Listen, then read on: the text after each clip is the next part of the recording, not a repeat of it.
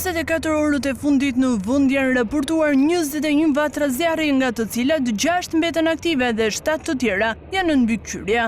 Aktualisht flakët vijojnë në Palas, në Puk, në Myrdit, në Bulqiz dhe në malin e Dajtit, por fatmirësisht nuk raportohet rrezik për banesat. Në malin e Çikës mbi Palas, zjarri po përhapet në një terren të thepisur dhe është e vështirë për të aksesuar nga toka. Për shuarjen e flakëve janë aktivizuar 2 avion air traktor.